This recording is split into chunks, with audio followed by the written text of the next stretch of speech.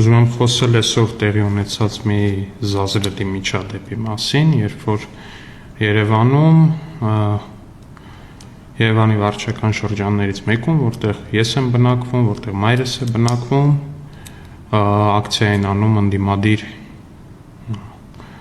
չգիտեմ էլ ինչ ասեմ, մի խոսքով Ռոբերտ Քոչարյանի հերթական ինչ-որ ձեռնասուն իբր պայքարի ներկայացուցիչները ու պատահաբար այնտեղ փողոցում հանդիպում են խանութից վերադարձող մորս 70-անց հաշմանդամություն ունեցող մի կնոջ ու թևից քաշելով փորձում են համոզել, որ ստորագրի վարչապետին անվստահություն հայտնելու ինչ-որ, չգիտեմ, հերթական զառանցանքի տակ ու մայրս փորձում է շատ նորմալ, շատ գրագետ կերպով բացատրել, թե ինչու է իրանց արածը հիմարություն Ինչևէ, չեն բավարարվում դրանով ընդդիմադիրները,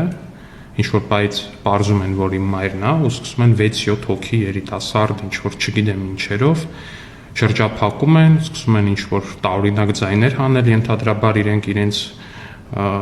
լավ մի խոսքով, ենթադրաբար ամեն դեպքում իրենց շատ նեղ շրջանակում ինչ-որ կիրառելի ձայներ, իրենց ընտանիքներում ենթադրաբար կիրառելի ինչ-որ ձայներ հանել,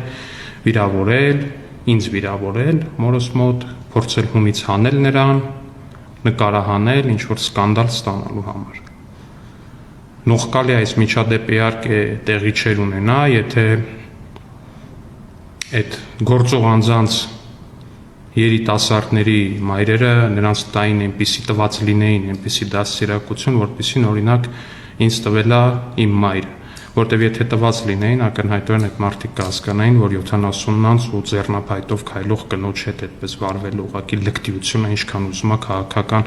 տարակարծություն կամ նույնիսկ թշնամանք ունենաց նրա որդու հետ։ Ու պարոնայք ու տիկնայք ընդդիմադիր գործիչներ, ձեր քաղաքական պրոցեսներից ու հատկապես ինձանից ձեր փախած լինելը, որ փորձել եք այդպես տենց բան անել,